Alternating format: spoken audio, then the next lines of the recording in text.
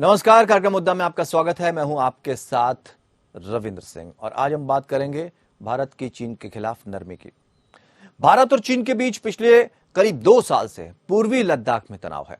भारत को नीचा दिखाने के लिए ड्रैगन कोई मौका पीछे नहीं छोड़ता। इसके बावजूद गुरुवार को दोनों के बीच कुछ ऐसा हो गया जिसके बारे में शायद चीन ने भी नहीं सोचा था। भारत के इस कदम से चीन भी हैरान है। सारी दुनिया जानती है कि चीन अपने यहां के उइगर मुसलमानों का उत्पीड़न करता आ रहा है, लेकिन जब इसके विरोध का मौका आया तो भारत ने चुप्पी साध ली।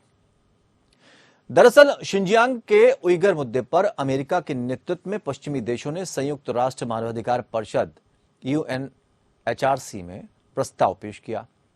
इस प्रस्ताव को Canada, Denmark, Finland, Iceland, Norway, Sweden, Britain और अमेरिका ने पेश किया था, जबकि तुर्की जैसे कई देश इसके सह प्रायोजक थे।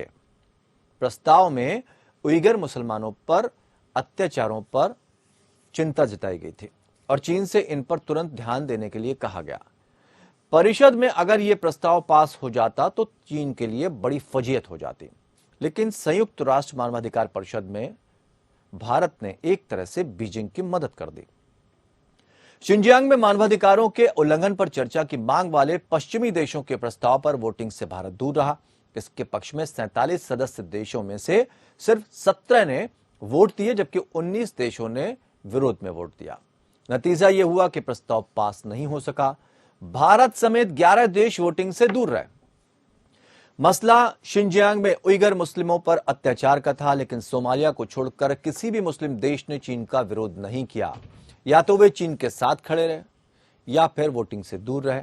भारत ने उस चीन की मदद की जिसने जम्मू कश्मीर को लेकर पाकिस्तान के पक्ष में संयुक्त राष्ट्र में प्रस्ताव लाया था, जो बार बार पाकिस्तान से सक्रिय कुख्यात आतंकियों को संयुक्त राष्ट्र से प्रतिबंधित होने से बचाता आया है। उइगर मुस्लिमों पर अत्याचार के मसले पर भारत के पास चीन को घेरने का मौका था, लेकिन वो पीछे हट गया। जब मौका भी था, दस्तूर भी, तो भारत पीछे क्यों हटा? यह बात चौंकाने वाली लग सकती है, लेकिन शायद इसे ही कूटनीति कहते हैं। पश्चिमी देशों के प्रस्ताव पर वोटिंग से दूर रहकर क्या यह माना जाए कि भारत ने परोक्ष रूप से चीन की मदद की है? ऐसा नहीं है। भारत का यह कदम उसकी लंबे समय से आ रही नीति के हिसाब से है। नई दिल्ली का लंबे समय से यह रुख रहा है कि कथित मानवाधिकार उल्लंघन को लेकर किसी देश विशेष को सार्वजनिक तौर पर शर्मसार करने की नीयत से लाए जाने वाले प्रस्ताव कभी मददगार नहीं होते। भारत ऐसे मुद्दों से निपटने के लिए सहयोग और रचनात्मक बातचीत का हिमायत करता रहा है। चीन के साथ LAC पर पिछले 2 साल से ज्यादा वक्त से चले आ रहे तनाव के बावजूद भारत UNHRC में अपने परंपरागत रुख पर कायम रहा। ये चीन के लिए भी एक संदेश है कि वो भारत के आंतरिक मामलों पर संयुक्त राष्ट्र में किसी भी तरह से खुराफात से दूर रहे। नई दिल्ली लगातार कहता रहा है कि UNHRC जैसे संगठन किसी देश को निशाना बनाए जाने का मंच नहीं बनना चाहिए। भारत ने शिंजियांग में मानवाधिकारों के उल्लंघन पर चर्चा की मांग वाले प्रस्ताव से दूर रहकर पश्चिमी देशों को भी साफ साफ संकेत दिया है। संदेश यह है कि मानवाधिकारों के नाम पर राजनीति न चलाई जाए, और अब राजनीति चलेगी भी नहीं। पश्चिमी देश लगातार इस मुद्दे पर विकासशील देशों को घेरने की कोशिश करते हैं। पश्चिमी देश मानवाधिकारों के स्वयंभू चैंपियन के तौर पर बर्ताव करते हैं और इसे विकासशील देशों के खिलाफ औजार के तौर पर इस्तेमाल करते आए हैं। संयुक्त राष्ट्र में चीन के राजदूत चेन जू ने भी यही कहा कि आज चीन को निशाना बनाने की कोशिश की गई है, कल किसी दूसरे विकासशील देश को निशाना बनाया जा सकता है। मानवाधिकार उल्लंघन के नाम पर किसी देश विशेष को निशाना बनाए जाने के विरोध की भारत की नीति नई दिल्ली के हितों की रक्षा करने वाली है। इसके जरिए भारत कश्मीर को लेकर शत्रु देशों की किसी भी तरह की चालबाजियों को नाकाम कर सकता है। इसमें चीन के लिए भी सीधा संदेश छिपा है कि उसे भी कश्मीर जैसे भारत से जुड़े मसले पर किसी भी खुराफात से बाज आना चाहिए। तो आप अंदाजा लगा सकते हैं, यह ऐसा वक्त था जब चीन की अच्छी खासी फजीहत हो जाती है। आजकल वैसे ही चाइना की हालत पतली है, क्योंकि ज्यादातर देश उससे नाराजगी जता चुके हैं। लेकिन जब बारी आई ऐसे मौके की जिसको भारत भुना सकता था, वहां पर अब एक्सक्लेमेटरी का साइन लग गया कि आखिर भारत ने ऐसा क्यों किया। 2 खास मेहमान इस चर्चा में हमारे साथ शामिल हैं। जितेंद्र ओझा, पूर्व राजनयिक और रिटायर्ड कर्नल, गोपाल सिंह, रक्षा विशेषज्ञ के तौर पर। आप दोनों मेहमानों का बहुत बहुत स्वागत करते हैं। जितेंद्र ओझा जी, शुरुआत आपसे करना चाहते हैं और समझना चाहते हैं, एक सुनहरा मौका भारत यहां पे चूक गया, जबकि कश्मीर जैसे मुद्दे पर या आतंकवाद के मुद्दे पर हमेशा चाइना जो है वो पाकिस्तान का समर्थन करता आया है, भारत को बैकफुट पर नीचा दिखाता हुआ नजर आया।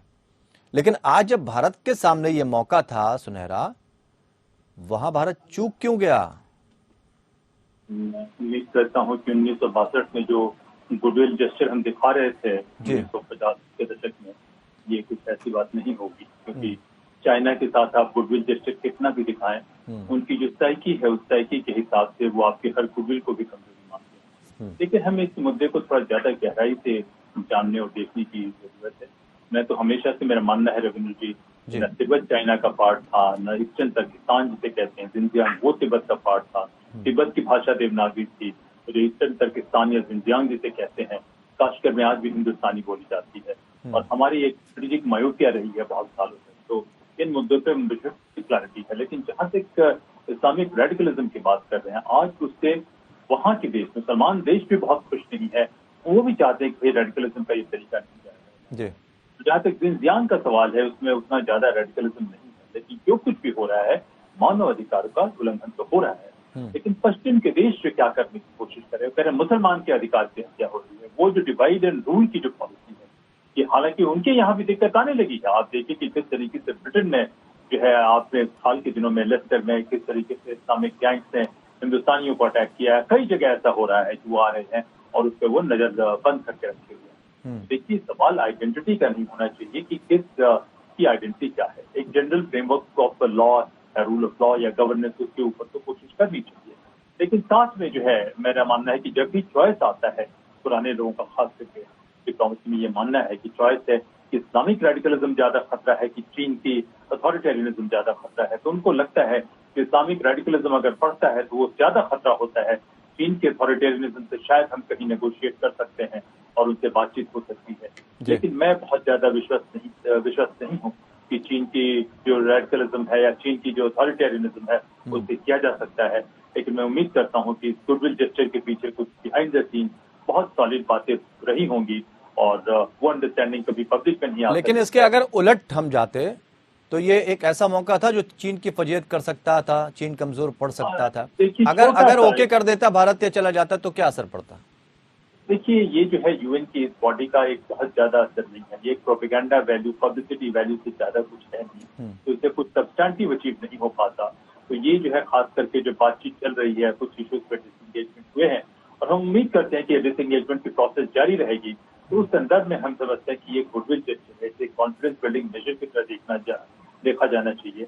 और जहां तक ह्यूमन राइट्स का सवाल है, इसको वेपनाइज किया है पश्चिम की एक बड़ी ही पेड लॉबी की तरह के लोग हैं जो इस बात को ध्यान नहीं देते कि किस तरीके से इस्लाम के जो नाम पे रेडिकलिज्म है, जो पेरोकिलिज्म है, कि जो अगर आप मुसलमान नहीं है, आप गैर मुसलमान है, तो आपको जीने का भी हक नहीं है। तो ये जो इन्होंने पढ़ाया है पिछले, खास करके सेकंड वर्ल्ड वॉर के आसपास से या उसके पहले से, और हमसे बड़ा उसका कोई विक्टिम नहीं रहा कि हमारे दो बड़े हिस्से काटकर हमसे अलग कर दिए गए। और वही नहीं, वहां से भी पाकिस्तान ने इसको एक कमर्शियलाइज कर दिया कि जिहाद को एक इंडस्ट्री में बदल दिया। ऑर्गेनाइज क्राइम को करने का एक बहुत बढ़िया बहाना मिला। क्या इस्लाम के खतरा है तो इस्लाम के नाम पे आप ड्रग स्मगलिंग कीजिए। तालिबान आप जानते हैं कि क्या कर रहा है, आप ऑर्गेनाइज क्राइम कीजिए, नकली नोट छापिए, सारे जगह लोगों को डिस्टेबलाइज कीजिए और इस तरीके के नेटवर्क पैदा कीजिए। इस हिसाब से जो इस्लाम के नाम पे जब बात होती है तो हमें थोड़ा दूर रहने की जरूरत है। और मैं समझता हूँ कि लॉन्ग टर्म में हमारे स्ट्रेटेजिक इंटरेस्ट को भी सूट करता है।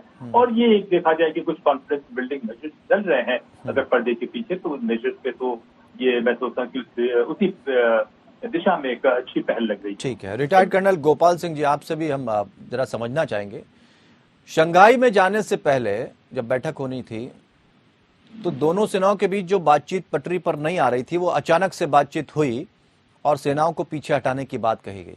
हालांकि आप बेहतर जानते हैं कि वर्तमान समय की सीमा पर स्थिति क्या है, क्या उसका ही बदला दिया है भारत ने? देखिए, सभी को नमस्कार। पहले मैं ये कहना चाहूंगा कि चीन हमारा द्वंद्वी रहा है, दुश्मन रहा है और सबसे बड़ा दुश्मन आज है। लेकिन यदि हम नॉस्ट्राडामस प्रेडिक्शंस के ऊपर जाएं तो एक समय वो आएगा, कुछ कितने साल के बाद आएगा, ये आने वाला है, जहां पर भारत और चीन जो है विश्व की सेना के सबसे अधिकारी प्रेडिक्शन पर कब से जाने लगे सर? देखिए, कुछ चीजें जो है ना, प्रिडिक्शन, यदि हम चलते हैं ना किसी काम के लिए, तो पहले सोच के चलते हैं हमने वो काम करना है। वो तो दूरदर्शिता होती है सर, प्रेडिक्शन। हाँ, तो वो दूरदर्शिता है, यहाँ ज्योतिष की बात कर रहे हैं। जब तक हमारा कोई विजन नहीं होगा, हम आगे नहीं बढ़ सकते, चाहे अभी किसी रूप में ले लीजिए। विजन बगैर कोई भी ना तो फौजी काम कर सकता है, ना ही सिविलियन काम कर सकता है, ना सेना काम कर सकती है, ना ही आपकी पॉलिटी काम कर सकती है। विजन होना बहुत जरूरी है, और उस विजन से भी आगे बढ़ते। यदि इन्होंने यानी NHRC में एब्सटेन किया है भारत ने, तो कोई ना कोई विजन के ऊपर किया होगा, बगैर कारण बगैर उसके नहीं किया होगा। और ये जो है, जो अभी हमारे भाई ने बताया, बहुत अच्छी तरीके से एक्सप्लेन किया है कि हमारा जो आगे जो उद्देश्य है, जो हमारा विजन है, हमारे राष्ट्र की अपनी जो स्थिति है और आगे किस तरह से बनेगी, उसको सारी चीजों को मद्देनजर रखते हुए ये एक्शन लिया गया है।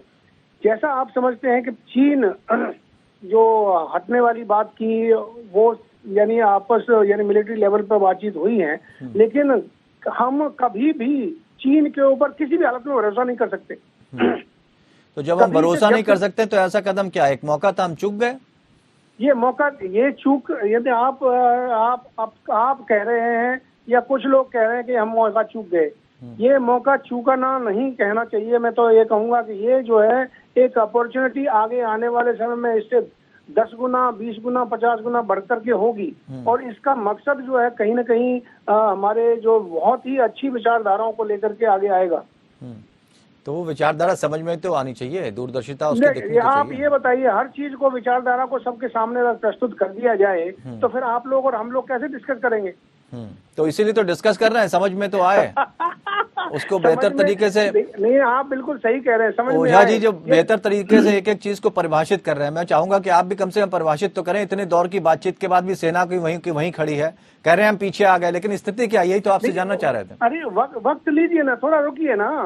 आप 1952 में तिब्बत आपने दे दिया, उसके बाद एक्सट्रैक्शन दे दिया, POK दे दिया, तो अब ये सारी चीजें आपके पास में आने वाली हैं। वक्त लीजिए ना थोड़ा सा, वक्त आ रहा है, धीरे धीरे आएगा। जितेंद्र जी, ठीक है जितेंद्र जी, सारी चीजें ये दिमागी सारी, मैं पहली बार मतलब मैं तो हिस्टोरिकल बात कहूंगा, पहली बार मैं ऐसा किसी सेना के अधिकारी के मुंह से सुन रहा हूं, उनकी जुबान से सुन रहा हूं कि प्रेडिक्शन और विजन में फर्क नहीं होता। प्रेडिक्शन और विजन में फर्क नहीं होता। फर्क देखिए, भारत की जो डिप्लोमेटिक पॉलिसी उसी का इस्तेमाल करूंगा।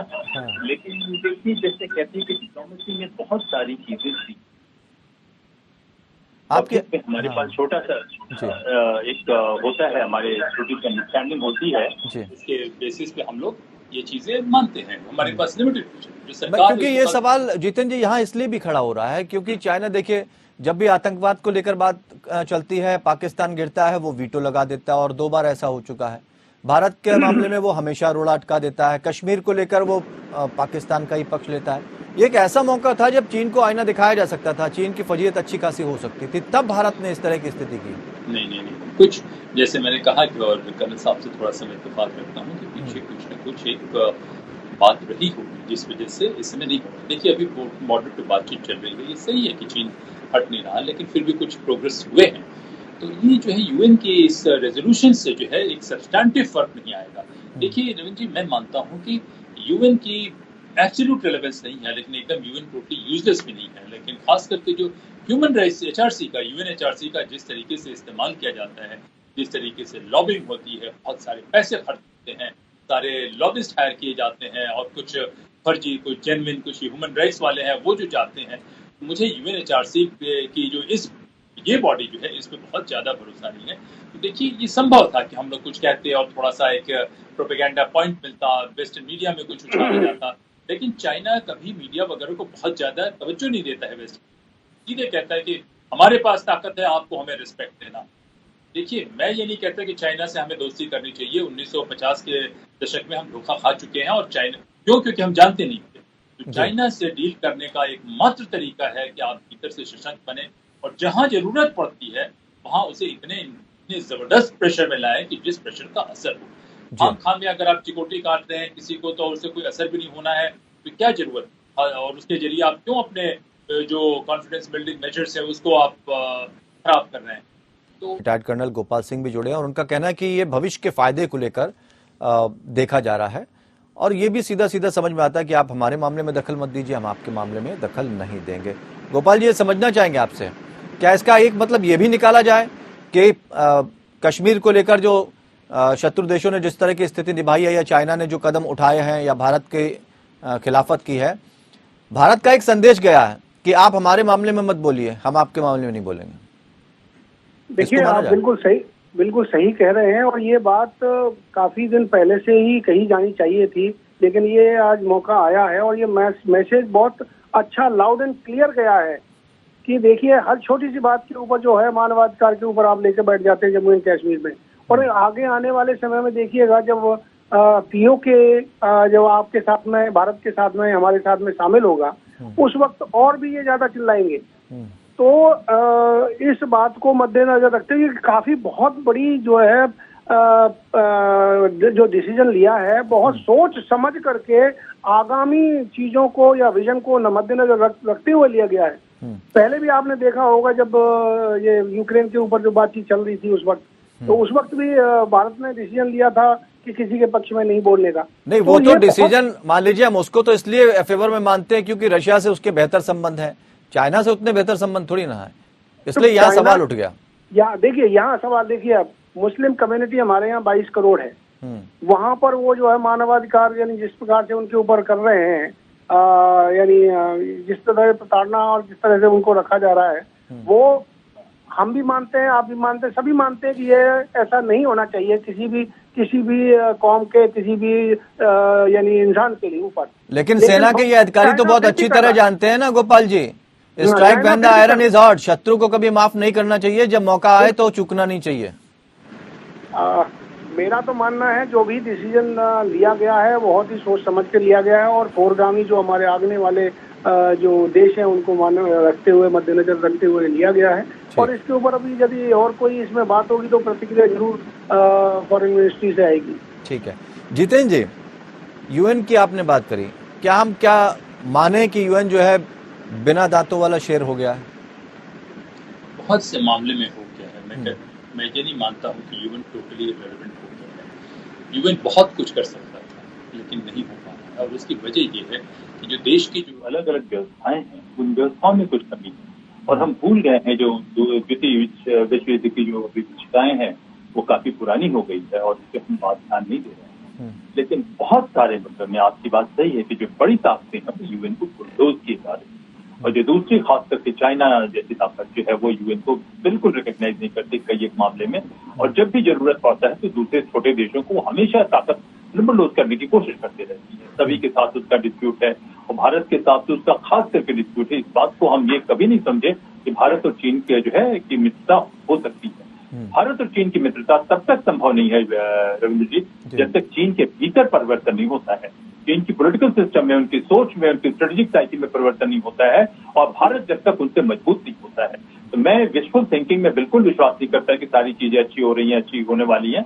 ये फील गुड फैक्टर इससे अवॉइड करना चाहिए। अच्छी बात है फील गुड फैक्टर, लेकिन जब तक हमारे गवर्नेंस के ढांचे में और नेशनल सिक्योरिटी स्ट्रक्चर के ढांचे में रिस्ट्रक्चरिंग नहीं होती है और उससे भी अधिक जब तक हमारी सोच में, स्ट्रेटेजिक अप्रोच में रिस्ट्रक्चरिंग नहीं हो पाती है, तब तक चाइना से बहुत बड़ा खतरा हमारे लिए बना हुआ है। लेकिन एक और सवाल भी जितेंद्र जी खड़ा होता है, ये भी कहा जा रहा है कि जो पश्चिमी देश वर्सेज रशिया जिस तरह की आवाज उठा रहा था उसको लेकर यहाँ भी देखा जा रहा है कि आप चाहे जिसको गलत साबित कर दें, अमेरिका एक तरफ तो आतंकवाद के खिलाफत करता है, दूसरी तरफ पाकिस्तान को फिर से उसने सपोर्ट दे दिया, अच्छी खासी धनराशि दे दी कि आप जहाजों को संभालने के लिए इतनी धनराशि ले लें। तो क्या वो पाकिस्तान को अपने करीब लाना चाह रहा? ये जो पश्चिमी देशों के जो मानवाधिकारों के स्वयंभू चैंपियन कहे जा रहे हैं, यहां पर भी तो क्वेश्चन मार्क लगता है कि सवा अपने आप ही आप डिसाइड कर लेते हैं वोट देके। देखिए, बहुत ही दोहरा मापदंड है। पश्चिम खराब है, मैं एकदम ये भी नहीं कहता हूँ कि आज भी हिंदुस्तान से कहीं से भी लोग जाते हैं तो उनको काफी सहूलियतें मिलती है पश्चिम के देशों में। कोई चाइना की तरफ नहीं जाता है, कोई रशिया की तरफ नहीं जाता है, लोग वहीं जाते हैं। बहुत सारी वजह है। पश्चिम ने भीतर में रूल ऑफ लॉ एक बहुत एडवांस लेवल पे लेके गए हैं जो कि दूसरे देशों को वहां जाने में समय लगेगा। लेकिन दो चीजों को ध्यान रखिए रघु जी, पहली बात कि ये लोग जो है कॉलोनाइज करके ही अपनी संपन्नता लाए हैं कि पूरे अफ्रीका को, एशिया को, हर तरीके से वहां कुछ में कहा इनके ह्यूमन राइट्स है जिसकी वो बात कर रहे हैं। लूट के ही तो उन्होंने अपनी संपन्नता लाई है। अगर लूटा नहीं होता तो first world war, second world war Bharat के पैसे से लूट के बनाया गया। यहाँ तक कि टाइटैनिक जहाज भी भारत के को लूट के बनाई गई। यहाँ तक कि इंग्लैंड की जो अंडरग्राउंड रेलवे है वो भारत के पैसे से लूट के बनाई गई। तो देखिए, इन लोगों की अभी भी मानसिकता में पायरेसी है, और पायरेसी में क्या है कि हम सुपीरियर हैं। ठीक है, कुछ चीजें वो दिए हैं, उसको हमें अप्रिशिएट करना होगा कि निश्चित रूप से वो बढ़े हैं, लेकिन इनकी साइकी में पायरेसी, लूट और हर तरीके की डिसेप्शन अभी भी जायज है। लेकिन फिर भी वो चीन से बेहतर है, फिर भी वो इस्लामिक रेडिकल से बेहतर है, इसमें कोई शक नहीं। तो हमें हर एक मुद्दे को सोच समझ के उसके हिसाब से डील करने की जरूरत है। और ये ह्यूमन राइट्स लॉबी जो है वो ठीक है, ह्यूमन राइट्स की बजाय अगर आप रूल ऑफ लॉ की बात करते हैं, आप एक स्टडी क्रिमिनल जस्टिस सिस्टम की बात करते हैं, तो बात समझ में आती है।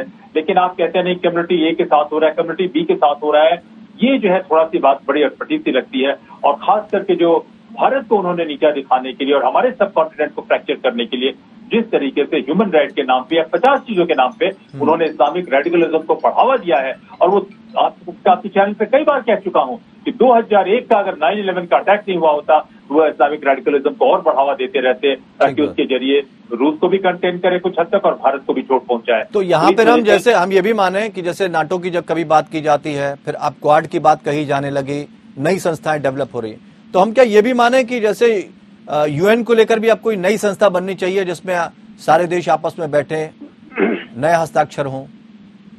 देखिए, नई संस्था बने या नहीं बने, लेकिन जो मजबूत देश, क्योंकि द्वितीय विश्व युद्ध के बाद हुआ क्या कि जो लोग विक्टर्स थे, विक्टर्स ने अपना बनाया।